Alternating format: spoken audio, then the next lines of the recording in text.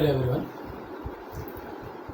Today I am going to deal the chapter of moment of inertia in the subject of engineering mechanics. Earlier we have done the chapters of force systems, that is principles of mechanics and force systems, resultant of forces, beams and supports, and centroids. So after knowing the centroids, how to find out the centroids, we have another important concept called as moment of inertia. This concept is very important in design of beams, columns, etc. in civil engineering, and in mechanical engineering the flywheels or any gyrating bodies. Here in civil engineering we are interested in only the plane figures, plane areas, while in actuality in other engineering, aerospace or mechanical or any other engineering, they use three-dimensional forms, that is the mass of the body, weight of the body, volume of the body. But in civil engineering we use only the areas. So weight or mass we reduce to some areas, that is we assume the weights are compressed to a very small thickness and having the same unit weight, then weight can be represented as an area. Similarly, mass also, the difference between mass and area, mass and weight is only the gravity. So since gravity is constant, mass or weight can be represented by areas. That is how that concept we are using for finding the centroids instead of center of gravity. Similarly, we are finding the moment of areas or moment of inertias rather in this chapter. So let us go into chapter. We know we might have come across the word inertia. Inertia is that property which makes the body to be in the same state. That is, in other words, inertia is laziness. That is, when a body continues to be in the state of motion or rest, that motion or rest we call it as, that state we call it as inertia. So to the Newton's laws of inertia we have seen, that is the agency which changes that state of inertia, that is when body is at rest, it develops some uniform velocity, or when it is moving with some uniform velocity, it stops. Some external agency is necessary, that is called as force. Therefore force is mass into acceleration. Inertia, the body continues to be in the state of rest or motion unless and until it is compelled by an external force. This property we call it as inertia. This is applicable to only linear motion, that is along the straight line. When body is in the motion, then force is applied, then it will stop, it will change its velocity, or when it is in a continuous motion with constant velocity, if we stop it or change its velocity, then it is called that agency we are calling it as force. Similar to this concept, that is the linear inertia, we are considering the inertia of rotating bodies.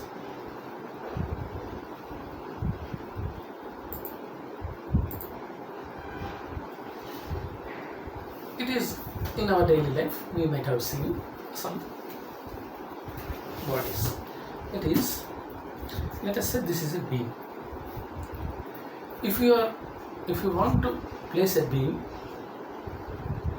generally by common sense, by experience, we know when beam is placed like this, the bending moment or bending will be more. If it is placed in this direction for the same load, the bending cannot be there. For example, just a moment.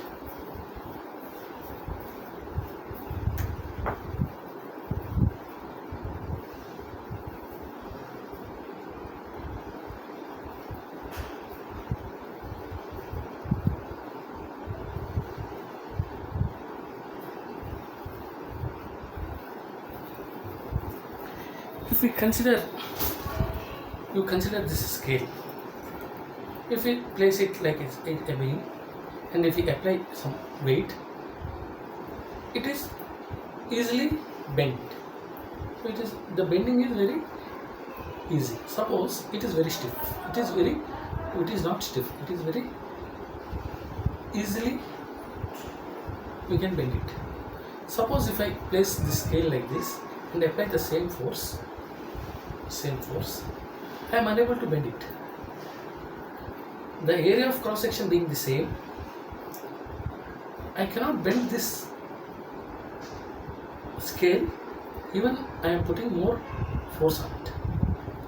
Simply by changing its orientation, if I put some weight, it is bending. For the same weight, same cross section, same length, the bending is different. Why it is happening? Because material is the same material, the same volume, same material, only you have changed the orientation or the position or the direction of the length and breadth and thickness, let us say. So here, if we consider this beam of length L, height Hn, thickness T, if we apply some load, the bending will be this much. Suppose if we put it on the other side, that is length and height, instead of height we have put the thickness, and instead of thickness it is height. The horizontal, the z-axis is H, here z-axis is T. So instead of thickness, if we put the z-axis, then there is a lot of difference between this deflection, that is bending. Here the bending is very small, here the bending is very large. I have exaggerated it to show the difference. Here we can see, if we consider the scale of thickness, some, let us say some 0.2 mm, and height of, let us say some 20 mm, and this is 300 mm. This scale, when it is put in this position, that is in vertical position, if I apply load, I am unable to bend it. Simply, I cannot bend in this plane. If it is in this plane, simply I am able to bend it. With simple load, a little load also is bending. A lot of bending is occurring in this position. Rather, in this position, there is not at all, not even a little bending is possible. So, this, why such thing is happening, is the basis of moment of inertia. This concept, this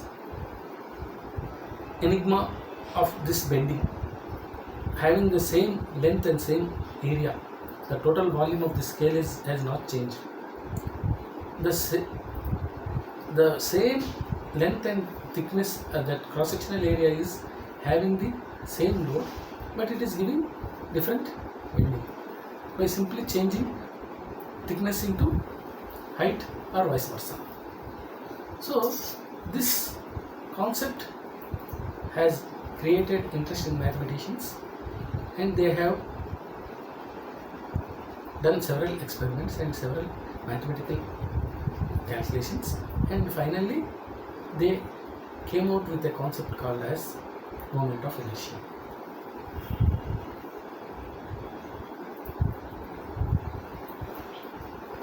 Let us suppose a body, when it is free to rotate, let us say it is free to rotate, this body is free to rotate in an axis, some torque, that is this rotation is due to some torque, that is force into distance. That force into distance is rotating the body, that is what we call it as moment in linear analysis. But in circular analysis, we call it as torque. That is it is the force which is at a distance of d, that is torque. So this torque is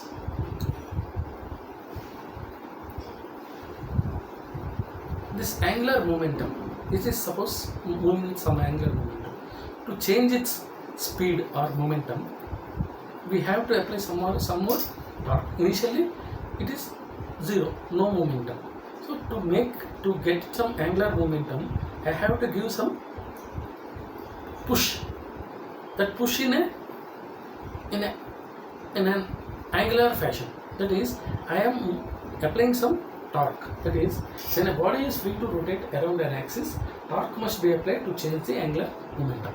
That is, if it has got some initial momentum, to get some other final momentum, we need to apply some torque. The amount of torque needed to cause any given angular acceleration is proportional to the moment of inertia of the body.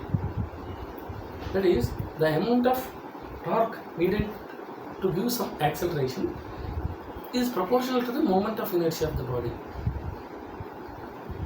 Therefore, if we see in linear motion, force is equal to mass into acceleration. Acceleration is rate of change of velocity. Here, similarly, torque is equal to some I, moment of inertia, into dw by dt, where dw is angular velocity. The change of angular velocity is angular acceleration. So torque is equal to some I into angular acceleration. Therefore, we can say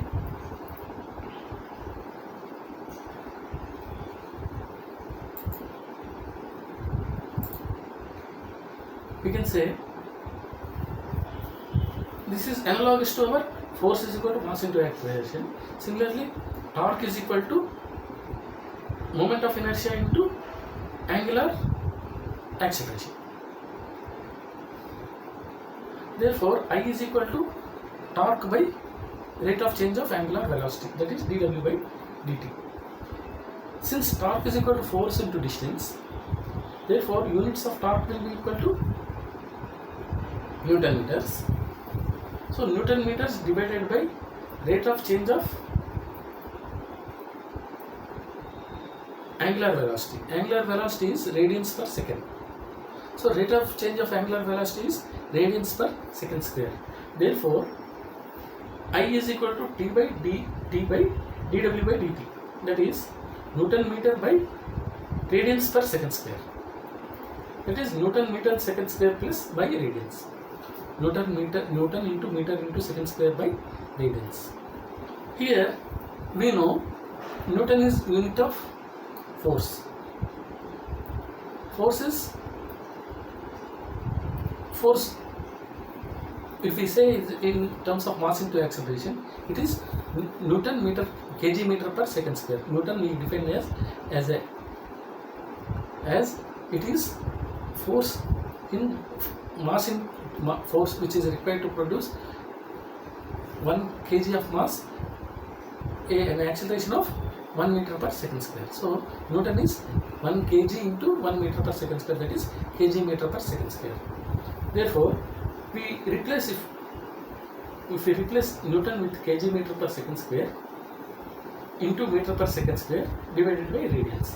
This is the unit of I, that is T is equal to torque by angular velocity, that is torque by dw by dt, that is force into distance by dw by dt, that is Newton meters by radians per second square, that is Newton meter per second, Newton meter into second square per radian.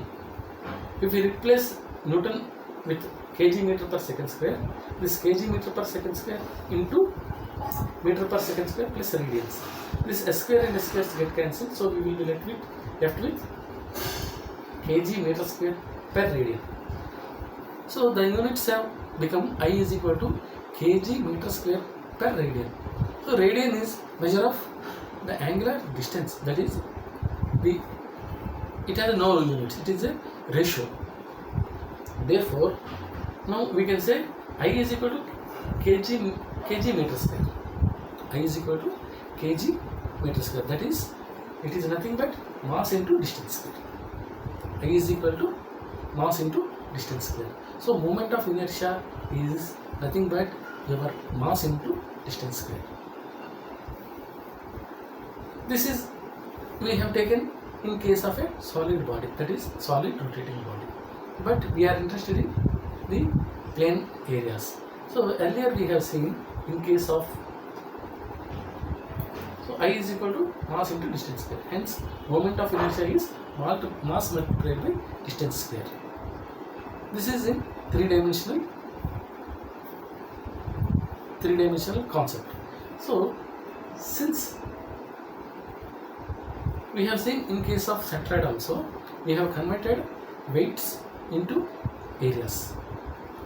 So because weight is equal to unit weight into volume, we have considered weight is equal to unit weight into volume. Similarly, area volume is equal to area into thickness. So weight can be replaced by unit weight into volume into area into thickness. So since unit weight and thickness are constant, same throughout the body, therefore only area is changing. Therefore we can say weight is proportional to area. Therefore we can say I is equal to mass into distance square. So mass is mass density into volume. Therefore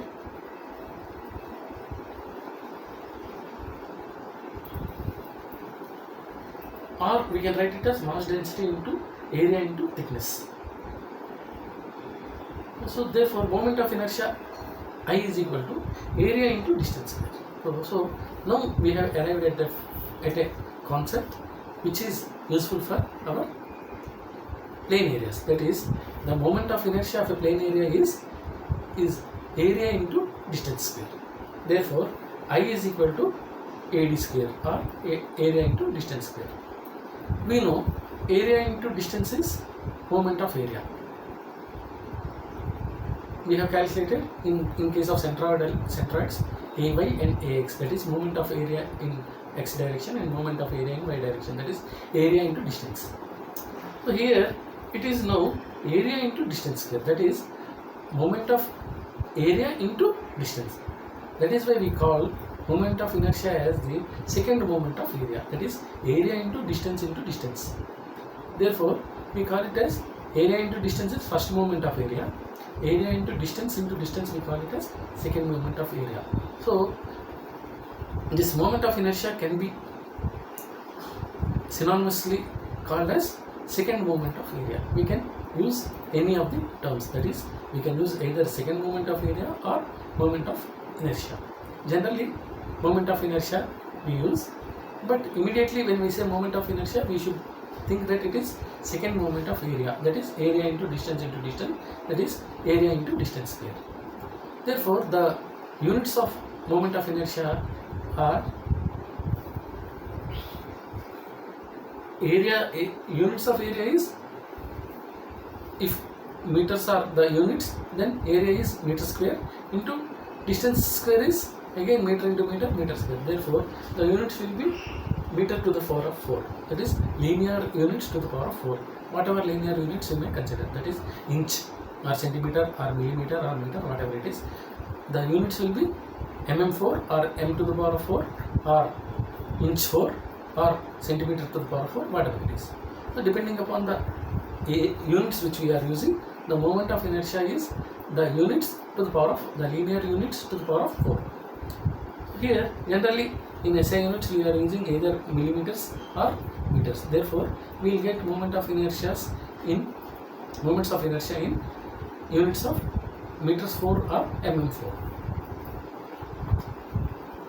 Here the moment of inertia I is A into d square, that is area into distance square. It is dependent on distance, square of the distance, and also the areas. The area is dependent on the shape. For the same area, suppose if we consider rectangle area of 2 into 4, 2 height and 2 width and 4 height, it is 8. Similarly, if it is 4 into 8 also, it is 8. So the area is dependent on the shape, how the shape is. Therefore the moment of inertia is not only dependent on area, but also the quantity of area, but also the shape of that area, how the area is distributed in an area.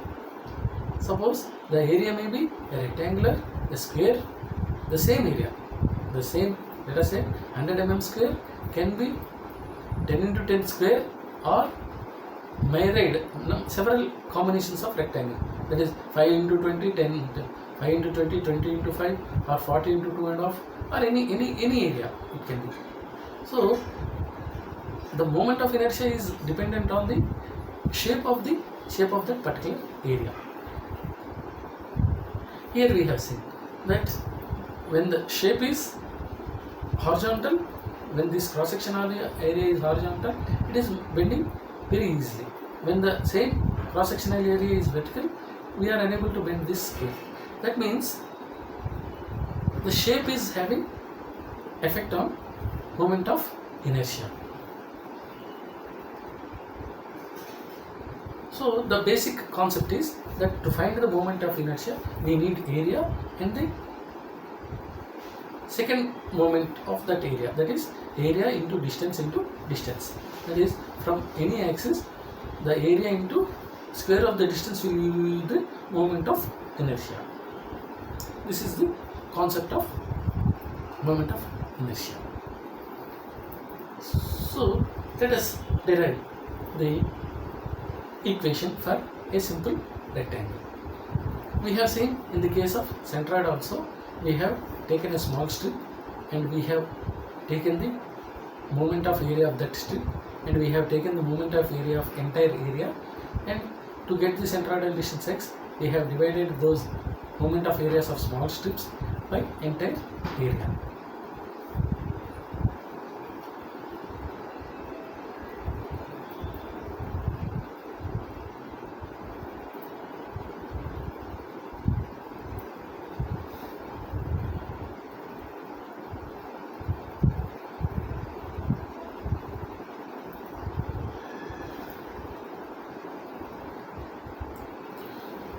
So let us now take a standard case of moment of area of a rectangular lamina. Consider a rectangular plate or lamina, that area with width b and length d. That is b and d are its dimensions of that area. We know that centroid lies at b by 2 and b by 2. Looking at the figure, consider a small strip dy at a distance of y. So consider a strip of width b and length dy at a distance of y. Therefore area of the strip is b into dy. Therefore moment of the strip will be equal to b into dy into y is the moment of area, and moment of inertia will be b into dy into y, that moment of area multiplied by at another distance, that is b dy into y square. That is b into dy is area, y square is the square of the distance. This is our moment of inertia. So if we add such strips, all the strips, because our centroidal axis is about d by 2, we have two limits, that is 0 to d by 2 plus and 0 to minus d by 2. That is these strips are if we take the centroidal axis, this rectangle is divided into two parts, that is d by 2 and d by 2. So the strips that this y, the limits of y can be from 0 to d by 2 and from here 0 to d by 2. That we can say 0 to minus d by 2, 0 to plus d by 2. Therefore, the total moment of area of the plate we will get by adding the moment of inertia of individual strips. Therefore, the individual strips moment of area is b dy into y square. So summation will give integration of b if we b being constant, we say b into integration of y square dy. The limits being minus d by 2 to plus d by 2. We know integration of y square is y cube by 3. Since the limits are from plus d by 2 to minus d by 2, if we replace there in the definite integral, then instead of y we take b by 2 whole square plus b by 2 whole square, that is two limits. Therefore, we get bd cube by 24 plus bd cube by 24. So, if we add bd cube by 24 and bd cube by 24, we get I is equal to bd cube by 12. So, this is how we got the moment of inertia about the centroidal axis, which is along the x-axis, that is it is parallel to the x-axis. Centroidal axis is because we are taking the planes in x and y direction. The centroidal axis is along the x-axis. Therefore, we will say that this I is equal to bd cube by 2 instead of, because there are two centroidal axes. One is along x-axis and another is along y-axis. Therefore, now we have found with respect to the x-axis. That is, we have taken the distance with respect to the x-axis. Therefore, the moment of inertia we got is with respect to x-axis. Therefore, we say instead of I, we say Ixx is equal to bd cube by 12, because that moment of inertia is calculated with respect to the x-axis. Similarly, if we calculate the moment with respect to y-axis, suppose if we take some strip along y, that is instead of thickness dy, if the strip thickness is dx and distance is x, then the integral will be integration of d into dx into x square, that is d into x cube by 3. D into limits will be b by 2 cube plus b by 2 cube by 3. Therefore, it will become db cube by 12. I by y will become db cube by 12, because simply instead of width, because the direction has changed. Now in vertical direction, the base into height cube. In horizontal direction, if we take height into d cube, so bd cube by 12 will be I by y, Ixx will be db cube by 12. That is, in case of x, Ixx will be base into height square, height cube. Similarly, if we take along y Ixx I by y, then it will be d, the base will be d into height will be b cube, so db cube by 12. Therefore, the centroidal distance will be Ixx is equal to bd cube by 12, I by y is equal to db cube by 12 for a rectangle. This is how we find out the moment of inertia of any body. That is, we take a strip of some area into distance square is the moment of inertia. Therefore, we find out the moment of inertia of individual strips and we sum all those strips so that we get the moment of inertia of the entire area.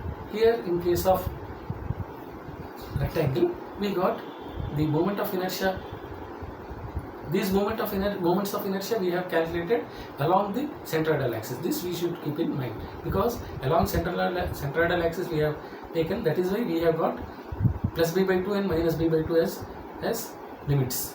0 to b by 2 and 0 to b by 2 are two limits. Similarly, if we take along x-axis, then it will be d by 2 and b by 2. That is why we have got bdq by 12 and dbq by 12 as the moment of inertia with respect to the centroidal axis. These moments of inertia are calculated with respect to the centroidal axis. That is, the axis of the originating line or point from where we are finding the moment of inertia is at the centroid. Next concept is called as the polar moment of inertia. We have seen the area. Area is, we deal with the plane areas, that is x and y. We know there is another dimension which is the z dimension. So for two-dimensional bodies it is x and y. For three-dimensional bodies it is z. Sometimes we need to find out the moment of inertia in the axis which is perpendicular to our plane. Let us suppose this paper is our plane.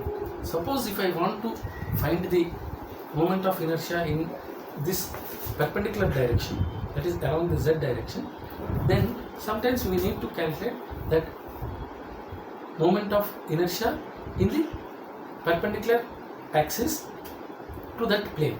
Our plane is having x and y axis, so the perpendicular axis is z axis. So to find IZZ, we call it as polar moment of inertia. Generally we designate it as J. So for polar moment of inertia, J represents the polar moment of inertia, or IZZ. Whichever is convenient, we can write it. So normally IZZ or J is used to designate polar moment of inertia. So here, if you consider a small area dA in this entire area, there is a small point, let us suppose. That area is having moment of inertia about y is a into y square. Similarly, dA into y square. Similarly, along the x-axis it is dA into x square. Suppose in the z-axis we have some point at distance r. So moment of inertia of that point about r is, at the distance r is dA into r square. Moment of inertia of a point in the about z-axis is dA into r square. But since r square is nothing but your x square plus y square, because it is perpendicular to the both axes, so we can say the r square, the z distance will be equal to x square plus y square. Therefore, if J is equal to dA into r square and r square is equal to x square plus y square, we can write J is equal to integration of dA into, instead of r square we can put x square plus y square. So if we expand, it is integration of dA into x square plus integration of dA into y square. So if we see, this integration of dA into x square is nothing but our Ixx, integration about x-axis, distance into x distance, y-axis, Ixx, and this is integration of dA into y square is Ixx. Therefore, J is nothing but our Ixx plus Iyy. So polar moment of inertia is nothing but the sum of moment of inertia about x-axis and y-axis of the same body. Suppose this body is having some moment of inertia about some x-axis and y-axis, then if I add them, I will get the moment of inertia about the z-axis, that is polar moment of inertia. Therefore, polar moment of inertia is nothing but it is sum of Ixx plus Iyy. Therefore, Izz is equal to Ixx plus Iyy. Since we are dealing with plane x and y, then moment of inertia about z-axis will be moment of inertia about x-axis plus moment of inertia about y-axis, that is Ixx plus Iyy. So the polar moment of inertia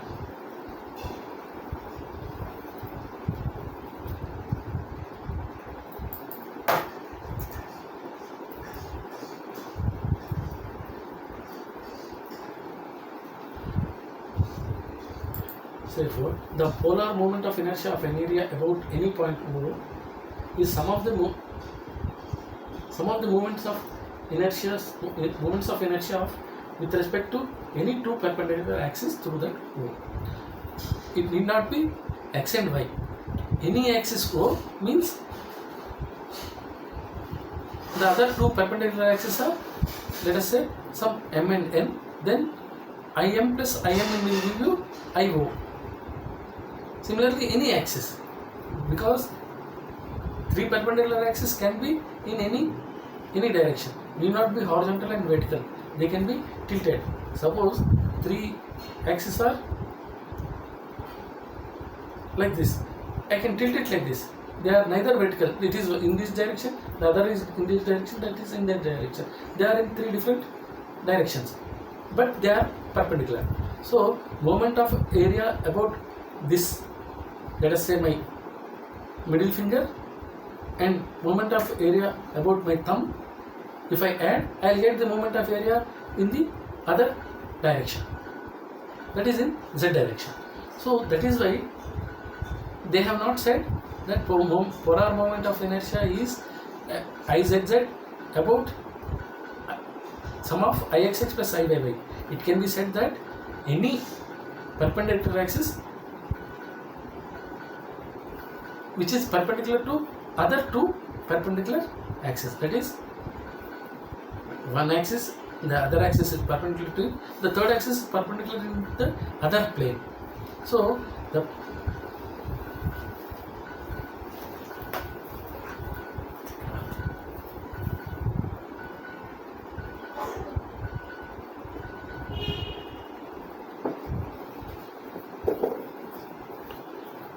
So now we can conclude that the polar moment of inertia is nothing but it is sum of two moment of inertias in the plane which is perpendicular to that reference axis. That is why, because we mostly deal with x-axis and y-axis, we can say that Izz is equal to Ixx plus Iyy. Simply we can remember that Izz or J is equal to Ixx plus Iyy. So we have seen the case of rectangle, that is Ixx is BDQ by 12, Iyy is DBQ by 12. Therefore Izz or J will be equal to BDQ by 12 plus DBQ by 12. Simply by adding Ixx and Iyy, we get the polar moment of inertia in the z direction. Here we see another concept called as radius of gyration. This concept is about the concentration of areas. So where we have seen the concentration of areas, that is in case of centroids, we have assumed that the entire area is assumed to be acting through a single point. That is why we have found out that Ax is equal to sigma Ax A into x. The principle of moment says that entire area moment, that is A into x, is equal to moment of areas of individual bodies, that is A1 x1 plus A2 x2. That is why we got Ax is equal to sigma Ax, or x is equal to sigma x by sigma A. Similarly, if an area of a plane is concentrated in a small strip parallel to any given axis at a distance of x or k from the given axis, so that second moment area taken about that axis will have moment of inertia equal to the moment of inertia of the given area about the same axis. Even though the statement is very big in about 6 lines, it simply says that moment of area of entire this body, let us say about some axis, is equal to moment of area at some distance through the centroid. Let us suppose it is through centroid. That moment of area, if we concentrate, suppose that moment of area produces some moment of inertia. That area, I don't say moment of area, it is area. If this entire area is producing some moment of inertia, if I am able to make this entire area into some small strip and place it somewhere, that small strip into distance square should give another moment of inertia. So moment of inertia produced by small strip is equal to the moment of area produced by the entire this plane area. That is, I of this plane area is equal to area into k square. K square is some unknown distance, such that if I place that strip at that distance, it produces the same moment of inertia of the entire area. Let us say if I1 is area moment of inertia produced by this entire area, and I2 is produced by moment of inertia produced by concentrating this area A into some unknown distance k. So A into k square should be equal to this entire moment of inertia produced by this plane. Let us suppose the moment of inertia about Ixx is BdQ by 12. So suppose there is some strip at a distance of area A at a distance k, the moment of area of that strip should be equal to A into k square. Since two moments are moment of inertia are equal, AK square should be equal to the moment of inertia about this area Ixx. So Ixx is equal to AK square, or K is equal to Ixx by A under root, or I by A under root. Here if I say second moment of area of the concentrated area is equal to AK square, we know that is the moment we have made that area into some concentrated point. Let us suppose theoretically, hypothetically, that area is A into some distance k, we don't know. So but that produces a moment of inertia I, therefore AK square is equal to I. But actually the moment of inertia of this plane is I. So I of this entire area is equal to I of the strip, that is AK square. Therefore if we equate both moment of inertias, AK square should be equal to I, or I is equal to AK square. Therefore K is equal to root I by A. This K, since root I is mm4, area is mm square, this ratio if I divide, it will become mm square under root, that will become mm. So K should be having the units of mm or meters, single linear unit, that is either whatever units we are dealing with. If we deal with mm, the radius of gyration, the radius of gyration will be equal to mm. Therefore in name itself it is saying that it is a radius. The units of radius are only mm. Therefore the radius of gyration is nothing but some distance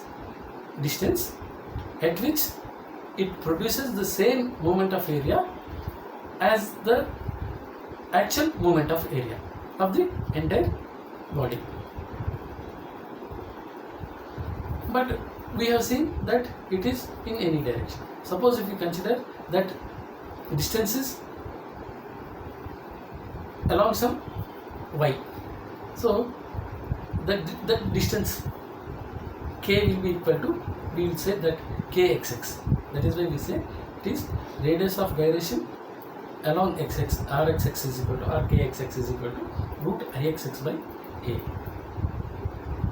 or iyy, kyy is equal to root iyy by a. That is radius of gyrations in along y and along x.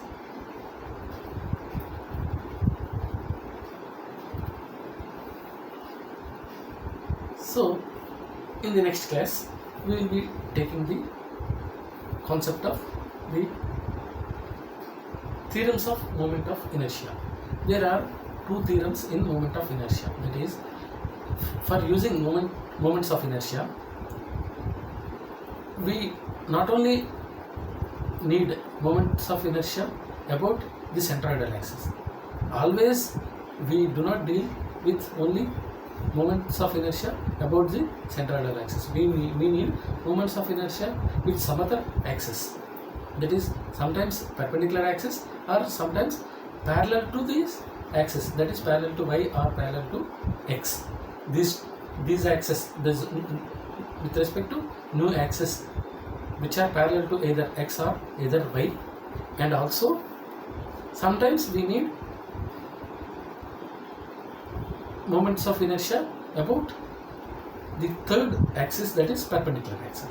That is why we have two theorems called as parallel axis theorem and perpendicular axis theorem.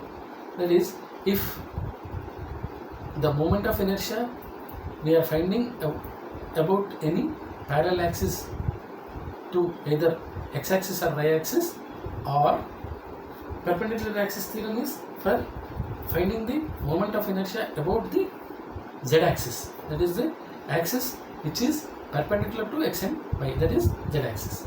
So these two theorems are very important because it is always not possible to solve a compound. There will be some compound figures or some figures which we do not want the moment of inertia about the centroidal axis. We want the moment of inertia about some other axis which are either perpendicular to x and y or parallel to x and y. Therefore, these two theorems are very important in finding the moments of inertia in along those new axes instead of the centroidal axis. In the next class, we will be doing these concepts of parallel axis and perpendicular axis in finding the moments of inertia. So before concluding, let me have a quick recap of the things which we have done today. So moment of inertia is the concept which deals with inertia, that is the state of the body. So whenever a body rotates along some plane, there will be some angular momentum. So to change that angular momentum, we need some torque. The torque which is producing the angular momentum is proportional to some constant, constant of proportionality, that is I. That is I by or T is proportional to, torque is proportional to angular momentum, rate of change of angular momentum rather. So T by dW by dt should be equal to some constant I. This constant of proportionality between the torque and rate of change of angular velocity is called the moment of inertia. So I is equal to T by dW by dt. Since the torque units are force into distance units or moment units, that is Newton mm units. So Newton mm by rate of change of angular velocity is radians per second per second. Therefore, it is radians per second square. Therefore, the units of I becomes Newton meter into second square per radians. But Newton is kg meter per second square. Therefore, kg meter per second square into meter into second square per radian. So we get second square get cancelled by only we get the units kg meter square per radian. Since radian is a ratio, we get I is equal to kg meter square, that is mass into distance square. Therefore, I moment of inertia we got the units, that is it is something to do with mass into distance square. So moment of inertia we can simply say in 3 dimension it is the concept of mass acting at a distance, that is therefore the mass into distance we call it as moment of, generally for force we call it as moment of force, it is force into distance. Here it is mass into distance, that is instead of weight by gravity gives the mass, so mass into distance square. Since mass can be represented by area, if we know the mass density and also the thickness, if they are constant or unity, then the concept can be written as I is equal to mass into d square. Instead of mass we can put area, so I is equal to area into d square, that is masses are replaced by areas, because mass have 3-dimensional body has mass. When 3-dimensional body is compressed to some area,